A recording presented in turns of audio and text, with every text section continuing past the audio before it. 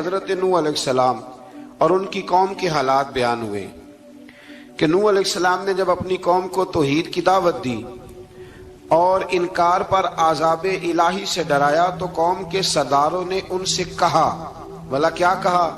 کہنے لگے آپ تو ہم جیسے بشر ہیں، تو ہماری طرح ہی ہیں آپ، اور آپ کے پیروکار پسماندہ یعنی غریب لوگ ہیں اور کم عقل لوگ ہیں۔ ہماری رائے میں آپ کو معاذ اللہ ہم پر کوئی فضیلت حاصل نہیں، بلکہ معاذ اللہ ثم معاذ اللہ۔ کہنے لگے آپ تو جھوٹے ہیں، اللہ کے نبی کو کہہ رہے ہیں معاذ اللہ، استغفر اللہ۔ نوح علیہ السلام نے جواب دیا کہ میں اپنے رب کی جانب سے واضح دلیل رکھتا ہوں اور اس نے مجھے رحمت سے نوازا ہے، لیکن تم میرے مقام کو سمجھنے کی صلاحیت نہیں رکھتے، تم اتنی صلاحیت رکھتے نہیں ہو۔ اور پھر ارشاد فرمایا کہ میں تم سے دعوت حق کے صلے میں کسی اجر کا طلبگار نہیں ہوں اور نہ ہی میں اہل ایمان کو اپنے پاس سے دھتکارنے والا ہوں، اور میں نے یہ دعویٰ بھی نہیں کیا کہ میرے پاس اللہ کے خزانے ہیں، اور نہ میں از خود غیب جاننے والا ہوں، اور نہ ہی میں یہ کہتا ہوں کہ میں فرشتہ ہوں، نہ میں یہ کہتا ہوں کہ جن لوگوں کو تم اپنی نظروں میں حقیر جانتے ہو اللہ انہیں خیر سے نہیں نوازے گا۔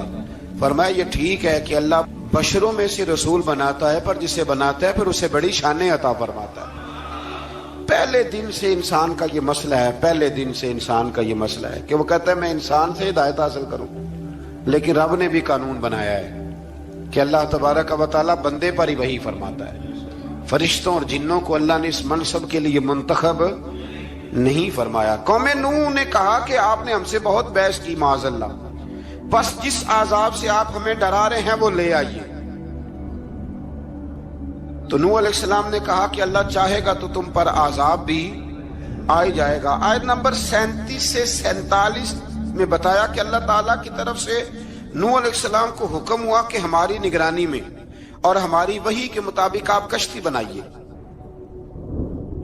اور ظالموں کے بارے میں ہم سے کوئی بات نہ کریں۔ حضرت نوح کی خواہش تھی کہ یا اللہ انہیں بھی معاف کر دے، فرمایا یہ ظالم ہے تو میرے نبی ان کے بارے میں مجھ سے کوئی بات نہ کریں، وہ ضرور غرق ہو جائیں گے۔ پھر وہ کشتی بنانے لگے، اور جب ان کی قوم کے سردار ان کے پاس سے گزرتے تو ان کا مذاق اڑاتے۔ یہ آپ کیا کر رہے ہیں؟ آج بھی وزیر مشیر بڑے بڑے لوگ اللہ ماشاءاللہ دینداروں کا مذاق اڑاتے نہیں؟ اڑاتے ہیں کہ نہیں اڑاتے مذاق؟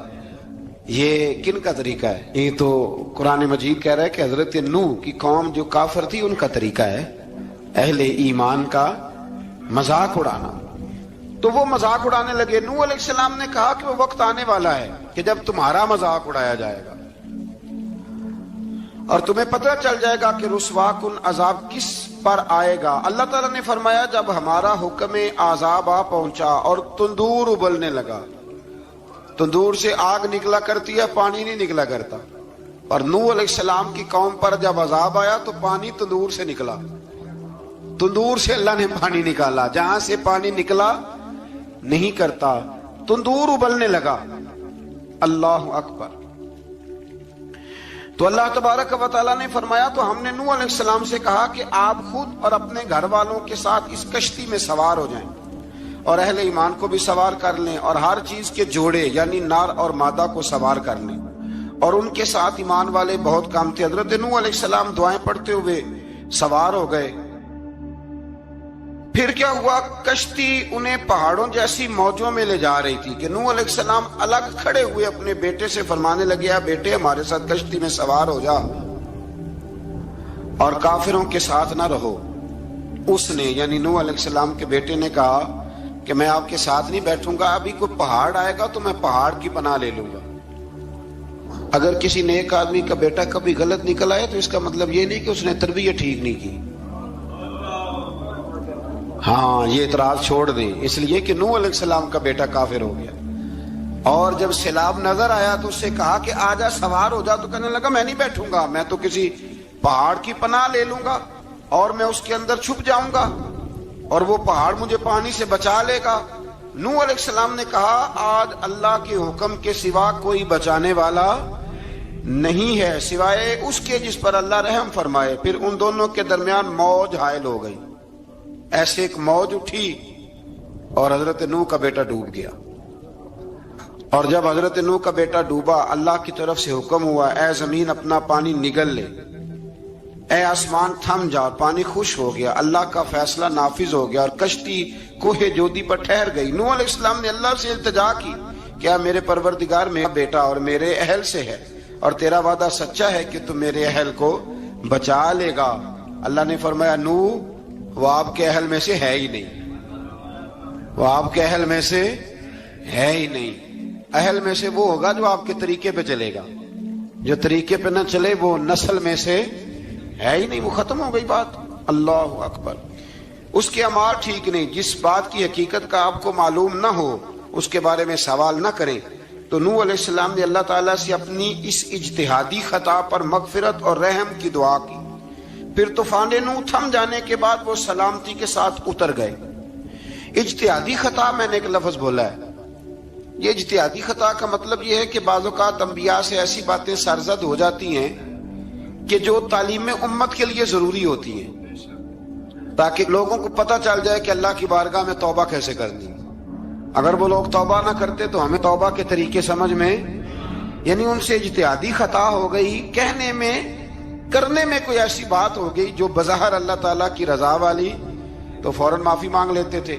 لیکن اب امتی اٹھ کے کہے کہ نبی گناہ گار ہے معاذ اللہ۔ حضرت آدم نے دعا مانگی تھی نا، ربنا ظلمنا انفسنا، اے اللہ ہم نے اپنی جانوں پر ظلم کیا، انہوں نے کہا تھا۔ تو اگر کوئی بندہ حضرت آدم کو ظالم کہے گا تو کافر ہو جائے گا، تو اگر وہ کہے کہ وہ تو خود کہہ رہے ہیں، ایک بندہ اڑ جاتا ہے کہتے تو خود کہہ رہے ربنا ظلمنا، تو خدا کے بندے وہ اللہ کے نبی ہیں، وہ رب سے کہہ رہے ہیں، وہ عاجزی کے طور پر کہہ رہے ہیں۔ کچھ لوگ اڑ جاتے کہتے خود حضور نے کہا ہے جی انا بشر مثلکم، میں تمہاری طرح کا بشر ہوں، خود نبی پاک نے کہا ہے۔ عجیب بیوقوف بندے ہو، نبی کریم تو کہہ سکتے ہیں پر امتی اٹھ کے نہیں کہہ سکتا۔ اس نے تو کہنا ہے وہ حبیب اللہ ہے، اس نے تو کہنا ہے وہ قیامت میں شفاعت کرنے والے ہیں، امتی نے تو کہنا ہے وہ سارے نبیوں کے سردار ہیں، وہ امام الانبیاء ہیں۔ امتی وہ لفظ ادا کرے گا جو اس کے بنتے ہیں۔ اب کوئی بندہ اٹھ کے کہہ دے، دیکھے نا ایک بہت بڑا عالم تقریر کرتے ہوئے کہے جی میں تو ان پڑھ آدمی ہوں، تو اس کا شاگرد کہے کہ استاد جی قسم اٹھائے ہاں آپ نے تقریر میں کہا نہیں میں ان پڑھ ہوں، آپ تو ان پڑھ ہے، تو یہ بات ادب ہے کہ بے ادبی ہے؟ چلیں اس سے آگے چلتے ہیں، یہ بھی ذرا مشکل سے سمجھ میں آئے گی۔ ایک اور بات جو جلدی سمجھ میں آ جائے گی، ایم این اے جب اعلان کرتا ہے، تقریر کرتا ہے، الیکشن لڑتا ہے تو کہتا نہیں میں قوم کا خادم ہوں، کہتے ہیں نا کہ میں قوم کا خادم سے آپ کیا کچھ کراتے ہو؟ سارے کام کراتے ہیں نا۔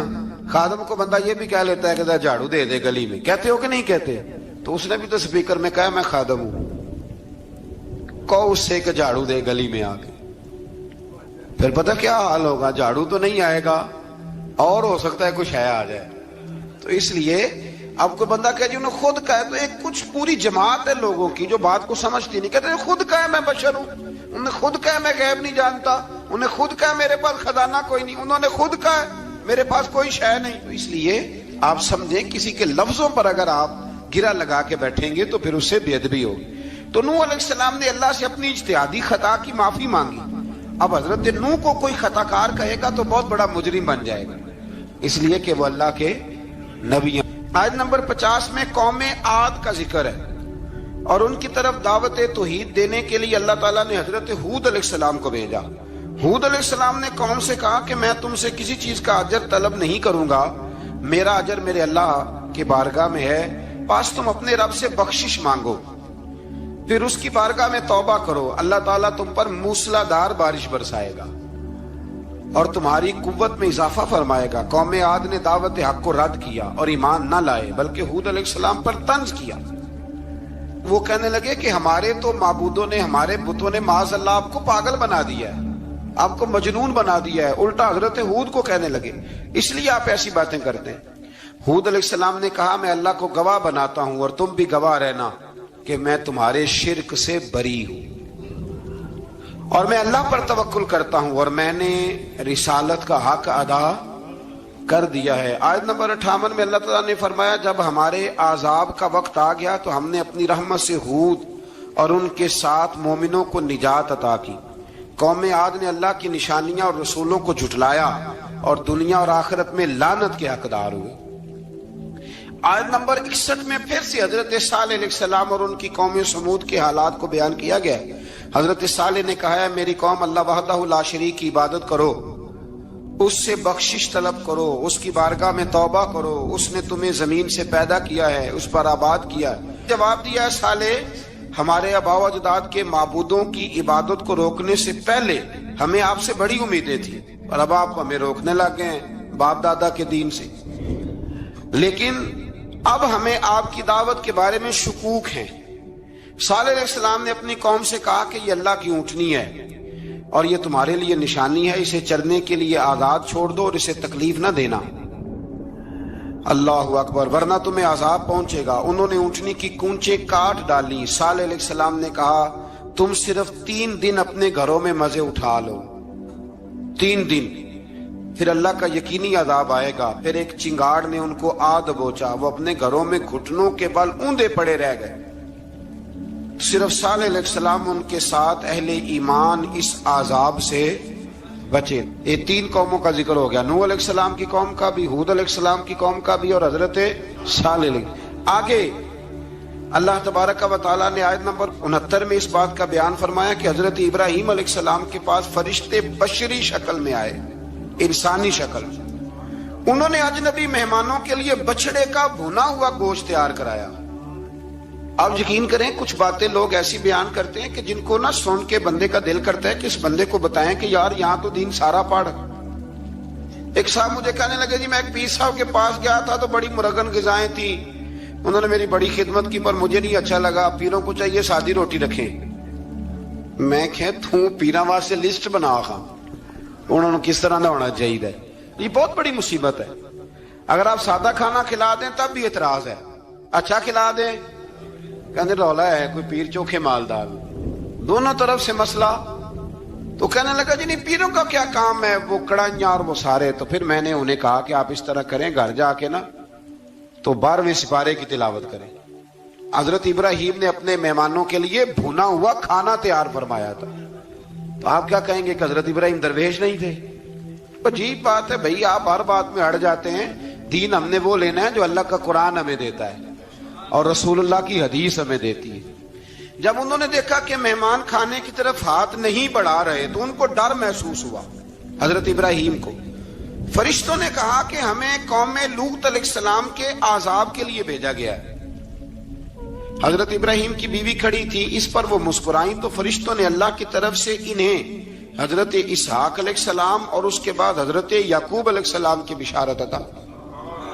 اسحاق علیہ السلام حضرت ابراہیم کے بیٹے ہیں اور یعقوب علیہ السلام پوتے ہیں، اور یعقوب علیہ السلام کے بیٹے یوسف علیہ السلام۔ ہاں اللہ اگر چاہے تو 7 نسلوں میں نبوت رکھ دیتا ہے اگر اس کی منشا ہو۔ تو حضرت یعقوب کی بشارت دی۔ انہوں نے حیرت سے کہا کہ ہم دونوں میاں بیوی تو بوڑھے ہیں، اس عمر میں اولاد کیسے ہوگی؟ تو فرشتوں نے جواب دیا اے ابراہیم کے گھر والوں، تم پر اللہ کی رحمتیں اور برکتیں ہوں، اللہ کی قدرت پر تمہیں کیوں تعجب ہے؟ اللہ فرماتا ہے کہ بیٹے کی بشارت سن کر ابراہیم کا خوف دور ہو گیا اور پھر وہ قوم لوط کے بارے میں گفتگو کرنے لگے۔ ابراہیم بہت بردبار، اللہ سے آہوزاری کرنے والے اور اس کی طرف رجوع کرنے والے تھے۔ اللہ تعالیٰ نے حضرت ابراہیم علیہ السلام کو فرمایا اے ابراہیم اس گزارش سے آپ گریزاں رہیں، اس کا یقینی فیصلہ ہو چکا ہے اور ان پر نہ ٹلنے والا عذاب نازل ہو کے رہے گا۔ وہ کیا گناہ کرتے تھے؟ لوط علیہ السلام کی قوم میں میں نے بتایا تھا، مرد مردوں سے بدفعلی کرتے۔ تو حضرت ابراہیم نے بھی عرض کی، بار بار گزارش کی، بحث کی کہ اللہ مہربانی فرما ان کا عذاب۔ آپ دیکھیں نبیوں کے حوصلے کتنے بڑے ہیں، قومیں تنگ کرتی ہیں اور طرح طرح کی باتیں کرتی ہیں اور پیغمبر پھر بھی کہتے ہیں یا اللہ مہربانی فرما، اے اللہ ان سے عذاب۔ آیت نمبر 77 میں حضرت لوط علیہ السلام کی قوم کی بدعمالیوں اور لوط علیہ السلام کے اپنی قوم کو بدعمالیوں کے باعث فرشتوں کی آمد، قوم کے بدعمال لوگوں کے دوڑ کر آنے اور حضرت لوط کو ان کے سمجھانے اور ان کے انکار پر مضطرب ہونے کا ذکر ہے، جس پر فرشتوں نے حضرت لوط کو تسلی دی کہ آپ فکر نہ کریں، ہم آپ کے رب کے فرشتے ہیں، یہ آپ اور ہم تک نہیں پہنچ سکیں گے۔ آپ رات کے آخری حصے میں قوم کی طرف توجہ کیے بغیر ہجرت فرما لیں، اس لیے کہ صبح کے وقت ان پر عذاب آئے گا۔ جب اللہ کا عذاب آیا تو اس نے بستی کے اوپر کے حصے کو نیچے کر دیا اور قوم لوط کے اوپر اللہ کی طرف سے لگاتار نشان زدہ پتھر برسائے گئے، لگاتار پتھر آئے۔ آیت نمبر 84 میں اللہ تعالیٰ نے حضرت شعیب علیہ السلام اور ان کی قوم کا ذکر فرمایا ہے اور ان کے جرائم کو بیان کیا گیا ہے۔ وہ ناپ تول میں کمی کرتے تھے، دوسروں کو چیزیں کم تول کر دیتے تھے۔ اللہ تعالیٰ نے ان سے فرمایا کہ فساد فی الارض سے باز آؤ اور اپنے سے پہلے سرکش امتوں کا انجام دیکھ لو۔ جب حضرت شعیب کی نصیحتوں کا ان پر اثر نہ ہوا تو پھر اللہ تعالیٰ نے انہیں بھی عذاب سے ہلاک کر دیا۔ آیت نمبر 94 میں فرمایا کہ جب ہمارا عذاب آیا تو ہم نے اپنی رحمت سے حضرت شعیب اور ان پر ایمان لانے والوں کو بچا لیا، اور ظالموں کو ایک زبردست چنگاڑ نے پکڑ لیا تو صبح وہ اپنے گھروں میں اوندے منہ پڑے تھے، گویا وہ کبھی وہاں آباد تھے ہی نہیں۔ آیت نمبر 96 میں حضرت موسیٰ علیہ السلام کو عطا کیے جانے والے 9 معجزات کا ذکر ہے۔ پھر فرعون اور اس کے پیروکاروں کے باطل روش کے باعث ان کی ہلاکت کا بھی ذکر فرمایا، اور دنیا اور آخرت میں انہیں ملعون یعنی لعنتی قرار دیا۔ جن بستیوں کو اللہ تعالیٰ نے ہلاک کیا ان میں سے بعض کے آثار موجود ہیں اور بعض کے آثار تک معدوم ہو چکے۔ ان میں سے ہر بستی والے اپنے ظلم کے باعث ہی ہلاک ہوئے۔ اللہ تعالیٰ کسی پر ظلم نہیں فرماتا، لوگ خود اپنی جانوں پر ظلم کرتے ہیں۔ جو شخص عذاب آخرت سے ڈرتا ہے اس کے لیے اس میں نشانیاں موجود ہیں۔ آیت نمبر 106 سے اللہ تعالیٰ نے انجام کے اعتبار سے لوگوں کی 2 قسمیں بیان کی۔ 2 قسمیں فرمایا، ایک ہیں سعادت مند لوگ اور دوسرے ہیں بدبخت۔ فرمایا بدبختوں کا ٹھکانہ جہنم ہے جس میں وہ ہمیشہ رہیں گے، اور نیک بختوں کا ٹھکانہ جنت ہے، وہ ہمیشہ اسی میں رہیں گے، اور ان کے لیے اللہ کی طرف سے نا ختم ہونے والی عطائیں۔ آیت نمبر 110 میں حضور صلی اللہ علیہ وسلم کو تسلی دی گئی کہ جس طرح یہ لوگ قرآن کے بارے میں اختلاف کرتے ہیں، اسی طرح قوم موسیٰ نے تورات کے بارے میں بھی اختلاف کیا تھا، اور اللہ نے ان کے اعمال کا پورا بدلہ انہیں دیا۔ آیت نمبر 112 سے سرکشی کو چھوڑ کر احکامات دین پر استقامت اختیار کرنے اور ظالموں کے ساتھ میل جول رکھنے سے بچنے کا حکم دیا گیا ہے، اور فرمایا کہ ظالموں سے میل جول کا انجام دوزخ کی آگ ہے۔ ہم لوگ نہ شکوہ کرتے ہیں، کسی حکومت کو بنے ہوئے 6 مہینے گزرتے ہیں تو شکوہ شروع ہو جاتا ہے، حالانکہ وہ خود تو نہیں نہ بنتے، ان کو کوئی بنانے والا ہے۔ تو ظالم کا جو مددگار ہوتا ہے وہ بھی ظالم ہوتا ہے، اس لیے احتیاط کریں۔ اور یہ صرف سیاستدانوں کی بات نہیں، دنیا کے ہر معاملے میں آپ غور کریں کہ آپ کسی ظالم کے مددگار تو نہیں۔ اللہ تعالی ہمیں حق پر استقامت عطا فرمائے۔ آیت نمبر 114 میں دن کے دونوں طرفوں میں اور ابتدائی رات کے کچھ حصے میں اللہ تعالیٰ نے نماز قائم کرنے کا حکم دیا ہے۔ رات کے کچھ حصے میں بھی نماز پڑھنی چاہیے، اور یہ بھی بتایا کہ بے شک نیکیاں گناہوں کو مٹا دیتی ہیں، اور یہ نصیحت قبول کرنے والوں کے لیے نصیحت ہے۔ آیت نمبر 120 میں اللہ تعالیٰ نے فرمایا کہ ہم آپ صلی اللہ علیہ وسلم کو رسولوں کی تمام خبریں آپ کے دل کی تسکین اور تقویت کے لیے بیان کرتے ہیں، اور ان میں مومنوں کے لیے نصیحت اور عبرت ہے کہ ان ساری باتوں سے عبرت پکڑ لو۔ بچہ صرف وہی جو اللہ کے نبیوں کے طریقے پہ چلا اور نبیوں کے ساتھ رہا، باقی بچ سکے نہیں۔ اللہ تعالیٰ کی طرف سے توحید و رسالت اور وقوع قیامت کے دلائل بھی ہیں۔ آیت نمبر 123 میں فرمایا کہ آسمانوں اور زمینوں میں سب غیب اللہ ہی کے ساتھ مختص ہیں، اور ہر کام اسی کی طرف لوٹایا جاتا ہے۔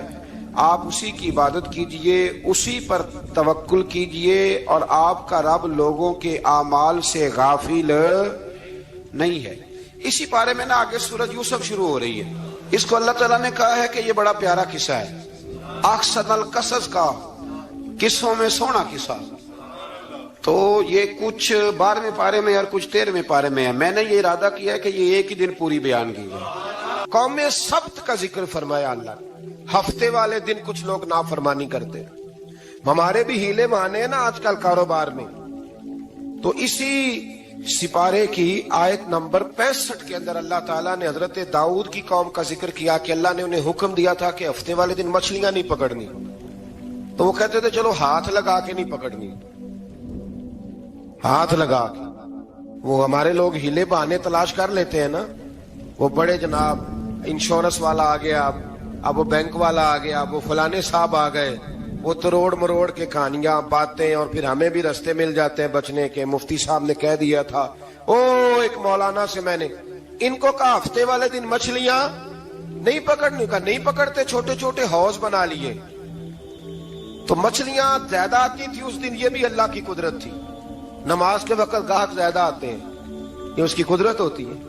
तो वो मछलियां हौज में जमा हो जाती हैं, यूं समझ लें कि जाल इन्होंने लगा लिए हुए थे, तो जाल में वो फंसती रहती थी, हौजों में आती रहती थी।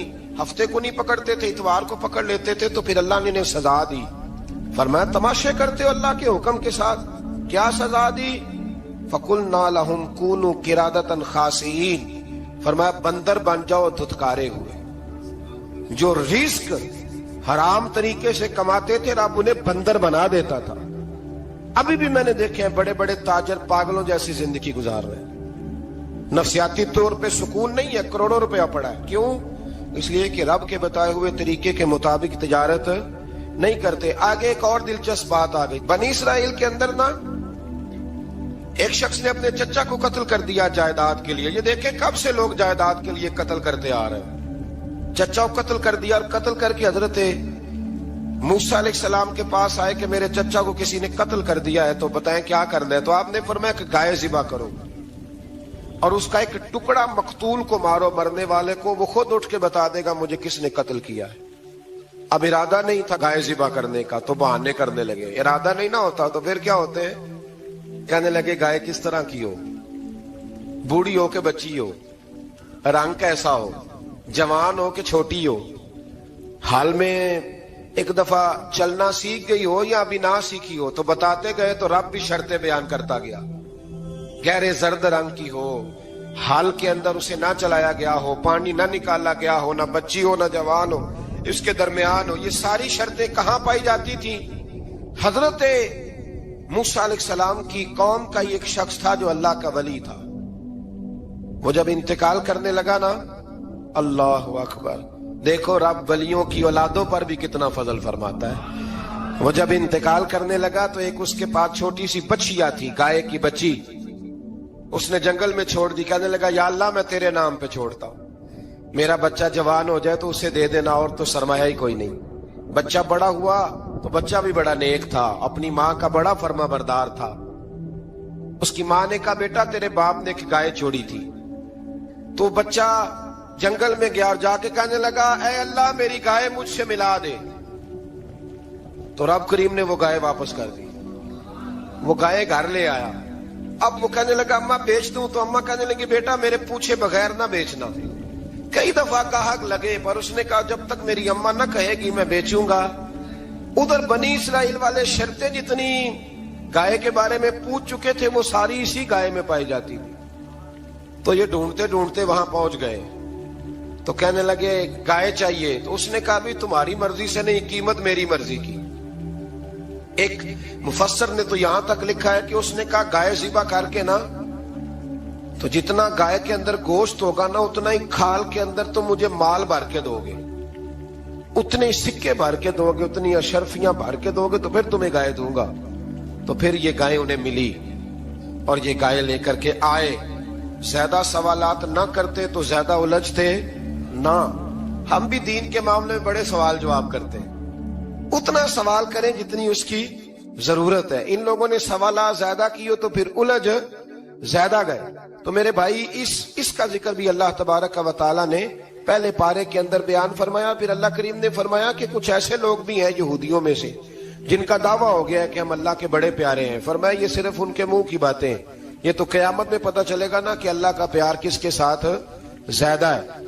और फिर ये भी यहूदियों ने दावा किया है, इसी पारे में अल्लाह फरमाते हैं कि इनका दावा है कि हम अल्लाह के बड़े प्यारे हैं, जन्नत में हम ही जाएंगे। तो अल्लाह फरमाते हैं फिर मरने की दुआ तो करो, जन्नत में तो मर के जाना है ना। लेकिन रब फरमाते हैं ये कभी मरने की दुआ نہیں کریں گے، اس لیے کہ انہیں پتہ ہے کہ ہم نے آخرت کے لیے کیا بھیجا۔ لیکن جی پہلا حکم آ گیا یا ایھا الذین آمنوا کہہ کے، پہلی آیت قرآن پاک کی پہلے سپارے میں پہلی آیت جس میں اللہ نے کہا یا ایھا الذین آمنوا، تو پہلا حکم آمنوا کہہ کے آیت نمبر 104 میں جو اللہ نے حکم دیا ہے نا، وہ نبی پاک کی تعظیم کا حکم ہے۔ پہلا حکم ہی اللہ نے حضور کی عزت اور ناموس کا ارشاد فرمایا۔ پہلا اس ترتیب کے لحاظ سے وہ ہوا یہ کہ جب نبی پاک کو بات ارشاد کرتے تو صحابہ کرام اٹھ کے عرض کرتے رائینا یا رسول اللہ، حضور سمجھ نہیں آئی ذرا رعایت کر دے۔ تو یہودیوں کی عبرانی زبان کے اندر نہ ذرا کھینچ کے پڑھتے تھے رائینا، تو اس کا معنی بنتا تھا معاذ اللہ اے ہمارے چرواہے، بکریاں چرانے والے کو بھی وہ رائینا کہتے تھے۔ تو جب صحابہ یہ کہنے لگے تو اللہ نے منع ہی کر دیا، فرمایا میرے محبوب کے غلاموں، اس لفظ کے پیچھے چھپ کے، اس لفظ کے پیچھے چھپ کے لوگ میرے نبی کی بے ادبی کر جاتے ہیں، تو جس لفظ کا کوئی ایک معنی بے ادبی والا بنتا ہو وہ لفظ بھی میرے نبی کے لیے نہ کہو، لفظ وہ والے کہو جس میں کوئی بے ادبی کا معنی نکلے نہ۔ یہاں لوگوں نے بڑے بڑے لفظ نہیں بول دیے، پھر کہتے میرا مطلب یہ تھا، میرا مطلب وہ تھا، تو نے وہ لفظ بولا کیوں جس کا کوئی غلط مطلب بھی نکل سکتا تھا۔ اللہ نے فرمایا یا ایھا الذین آمنوا لا تقولوا رائینا، اے ایمان والو رائینا کہو ہی نہ۔ تو یا اللہ کیا کہیں؟ فرمایا وقولوا انظرنا، تم کہو یا رسول اللہ ایک نظر فرمائیے، انداز دیکھیے، انظرنا ایک نظر۔ تو ہمارے بزرگ تو پہلے ہی بڑے پیار والوں نے کہہ دیا یا رسول اللہ انظر حالنا، کہتے کہاں سے لاتے ہو جملے؟ میں نے کہا اللہ کی کتاب سے، یا رسول اللہ انظر حالنا یا حبیب اللہ اسمع قالا، تو تم کہو انظرنا، محبوب نظر کرم کرے، واسمعوا، اور کیا ضرورت ہے دوبارہ پوچھنے کی؟ اللہ کہتا ہے پہلے ہی دھیان سے سنا کرو، پہلے ہی واسمعوا، پہلے ہی احتیاط سے سنو، وللکافرین عذاب الیم، اور کافروں کے لیے دردناک عذاب ہے۔ لے جی اسی پارے میں اللہ تبارک و تعالیٰ نے پھر اہل یہود کا ذکر کیا، تو یہود کہنے لگے کہ ہم حضرت ابراہیم کے ماننے والے ہیں، تو اللہ کریم نے وہ بھی ذکر کیا کہ میں نے تو ابراہیم کو آزمایا ہے، وَإِذِ ابْتَلَىٰ إِبْرَاهِيمَ رَبُّهُ بِكَلِمَاتٍ فَأَتَمَّهُنَّ، ہم نے ابراہیم کو کچھ چیزوں سے آزمایا ہے، وہ ہماری آزمائش پہ پورے اترے۔ قَالَ إِنِّي جَاعِلُكَ لِلنَّاسِ إِمَامًا، تو پھر ہم نے انہیں کہا کہ ہم آپ کو پوری دنیا کا امام بنائیں گے۔ وہ آزمائش کیا تھی؟ آگ میں جانا بھی آزمائش، بیٹے کا نہ ہونا بھی آزمائش، بیٹا ہوا تو پھر اسے وادی غیر ذی زرع ان میں چھوڑ کے آنا بھی آزمائش، بڑا ہوا تو پھر ذبح کرنا بھی آزمائش۔ فرمایا جہاں جہاں آزمایا ہے نا، ابراہیم ہماری آزمائش میں پورے اترے۔ فرمایا تم مفت میں حضرت ابراہیم کی اولاد بنتے ہو اور ان کا نام لیتے ہو اور ان کے ساتھ اپنا تعلق بناتے ہو، دیکھو تو صحیح وہ کتنی آزمائشوں سے گزرے۔ تو اس کا بھی اللہ نے اسی میں ذکر فرمایا۔ اور پھر وہ بات کرتے تھے حضرت یعقوب کی اور حضرت اسحاق کی، تو فرمایا وہ تو ہمارے اتنے خاص بندے تھے کہ وصال کا وقت بھی انہوں نے اپنی اولادوں کو نصیحت فرمائی تھی کہ اللہ کی توحید پہ قائم رہنا، اس کا ذکر بھی اللہ نے اسی پارے میں بیان فرمایا۔ اور جو حضرت ابراہیم اور جناب اسماعیل نے کعبہ تعمیر کیا تو اس کا ذکر بھی اللہ تعالیٰ نے اسی بارے میں فرمایا۔ فرمایا جب وہ کعبہ بنا رہے تھے تو کہہ رہے تھے ربنا تقبل منا، کہہ رہے تھے اے اللہ بنا ہم نے دیا ہے پر مہربانی فرما ہم سے قبول فرما لے۔ تو جو آیہ کریمہ آخر میں عرض کرنا چاہتا ہوں اس پر بھی تھوڑی توجہ فرمائیں گے تو بات بڑی نکھر کے باہر آئے گی۔ یہ 16ویں رکوع کے اندر اللہ نے پھر یہود کا اور عیسائیت کا ذکر فرمایا، تو اللہ کریم نے ایک بات ارشاد فرمائی، یہودیوں کے ہاں جب کوئی بچہ پیدا ہوتا تھا پیلے رنگ کے ساتھ اس کو رنگتے تھے، یا کوئی خاص رنگ تھا ان کا، بچہ پیدا ہوتا تو اس پر وہ رنگ چڑھاتے کہ یہ جی ہمارے مذہب کا رنگ ہے۔ ہمارے ہاں بھی رسمیں ہیں نا اپنی اپنی، معاذ اللہ اپنی اپنی نہیں ہونی چاہیے، اللہ رسول کا حکم ہونا چاہیے۔ تو یہودیوں کے ہاں بچہ پیدا ہوتا تو ایک خاص رنگ چڑھاتے، عیسائیوں کے ہاں پیدا ہوتا تو وہ بھی ایک خاص رنگ چڑھاتے۔ تو مسلمانوں کے ہاں بچے پیدا ہوئے تو انہوں نے بھی توجہ کی کہ یہ کیا ہو رہا ہے، تو رب کریم نے فرمایا صبغۃ اللہ، رنگ اللہ کا ہی ہے، ومن احسن من اللہ صبغہ، اور فرمایا اللہ کے رنگ سے زیادہ خوبصورت کس کا رنگ ہو سکتا ہے؟ اللہ کا رنگ کیا ہے؟ لا الہ इल्ला अल्लाहु मुहम्मदुर रसूलुल्लाह सल्लल्लाहु अलैहि। फरमाया नीले पीले काले रंग ना चढ़ाओ, अपने जहन पर तौहीद और रिसालत का रंग चढ़ाओ। ये सबसे बेहतरीन रंग है। अगर तुम्हारे जहनों पर रब रसूल की तौहीद का रंग चढ़ गया तो ये वो वाला रंग है, फिर तुम्हें किसी और रंग की तरफ जाने की जरूरत नहीं पड़ेगी। तो फरमाया रंग वो पैदा करो जो तौहीद का है, रिसालत का है, उस रंग की तवज्जो करो। कुरान मजीद के इस पारे में अल्लाह करीम ने मुख्तलिफ बातें बयान करके आखिरी रुकू में ये जो रंग का जिक्र फरमाया ना, तो ये लगता है पूरे पारे का खुलासा है कि रब करीम ने फरमाया असल बात यह है कि तुम्हारी सोचों पे रब रसूल की तौहीद और रिसालत का रंग होना चाहिए। वो एक दफा मुसलमान कज़्ज़ाब बेईमान कहने लगा मैंने बना लिया कुरान पाक का जवाब। माज़अल्लाह, जवाब क्या बनाया? वो सूरत है ना अलकारिया तुम अलकारिया वमा अदराका मलकारिया, खड़खड़ाने वाली क्या है, खड़खड़ाने वाली तुम्हें क्या पता क्या है खड़खड़ी, क़यामत का जिक्र है। कहने लगा मैंने इस जैसी सूरत बना लिया, तो क्या बनाया? अलफील मलफील वमा अदराका मलफील। कहने लगा हाथी, तुम्हें क्या पता क्या हाथी, तुम क्या जानो क्या हाथी। तो पास जो उसके अपने बैठे थे ना चेले, कहने लगे चुप कर जा, सारे जमाने को पता हाथी क्या होता है। तो पागल है, उसके दो कान होते हैं, एक सूंड होती है, चार उसके पैर होते हैं। बेवकूफ आदमी, कुरान का मुकाबला करना है तो कुछ चज के साथ कर, पागलों की तरह मुकाबला करेगा, जूते खाएगा भी, हमें भी पढ़वाएगा। तो कुरान मजीद का कोई मुकाबला कर सका? तो इस आया मुबारका में अल्लाह ने काफिरों को ये कहा अगर मुकाबला नहीं कर सकते तो फिर अल्लाह से डरो, वरना दोज़ख में डाले जाओगे, वो जिसका ईंधन आदमी और पत्थर है, और बनाई भी काफिरों के लिए गई है। उइद्दत लिल काफिरीन, जहन्नम किसके लिए बनाई गई है? काफिरों और मुनाफिकों के लिए। मुसलमानों के लिए बनाई गई।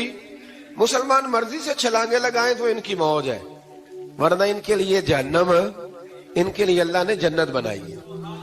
और ये बात करते ही रब करीम ने फरमाया ए महबूब अलैहिस्सलाम, मोमिनों को खुशखबरी दे दे कि अल्लाह ने उनके लिए जन्नत बनाई है, उसमें बागात हैं, उन्हें रिस्क दिया जाएगा खाने के लिए, और उसमें उन्हें पाकीज़ा बीवियां दी जाएंगी, और फिर वो उसमें हमेशा रहेंगे, उन्हें उससे निकाला नहीं जाएगा। आगे जो आयत करीमा है ना, उसके अंदर अल्लाह तबारक व तआला ने फरमाया है कि अल्लाह हया नहीं करता समझाने के लिए मच्छर की मिसाल भी देनी पड़े। फरमाया कुरान से कुछ लोग हिदायत हासिल करते हैं और कुछ गुमराह हो जाते हैं।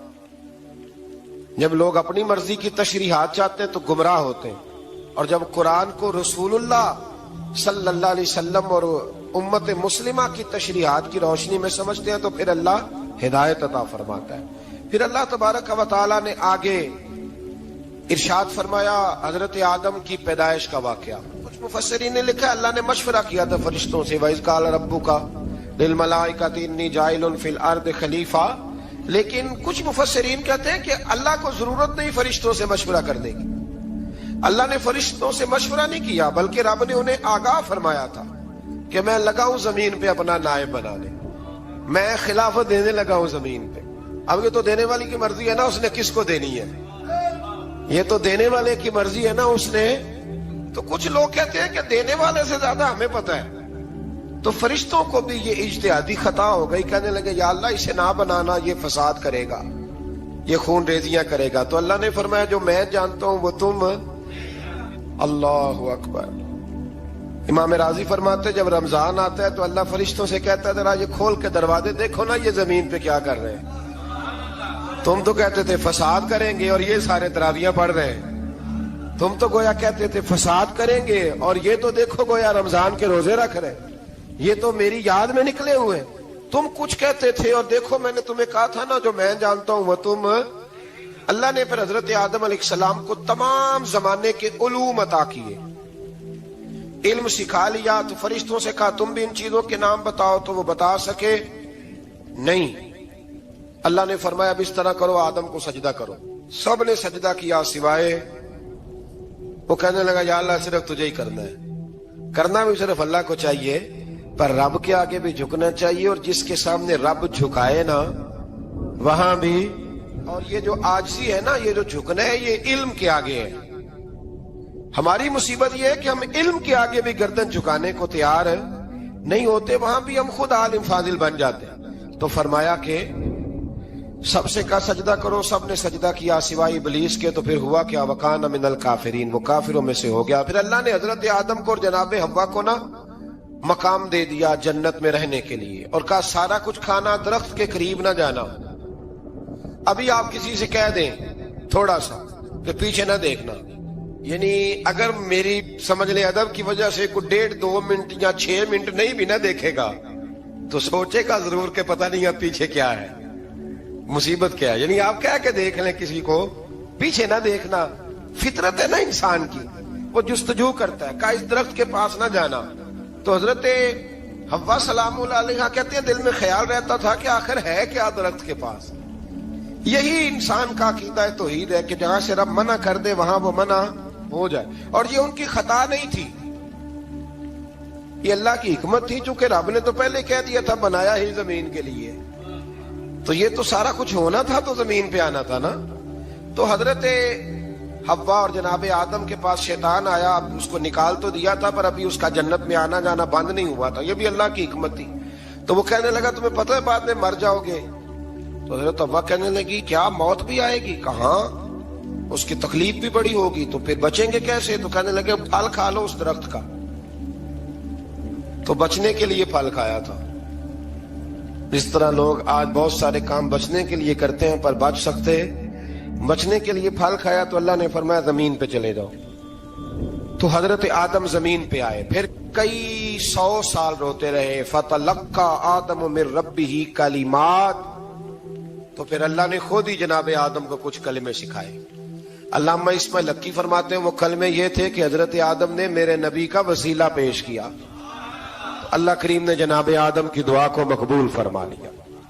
پھر آگے بنی اسرائیل کا ذکر آ جاتا ہے، اللہ تعالیٰ نے بنی اسرائیل، آج آپ اسی قوم کو یہودی کہتے ہیں، ان کو اللہ نے اس زمانے میں فضیلت عطا کی تھی بہت زیادہ۔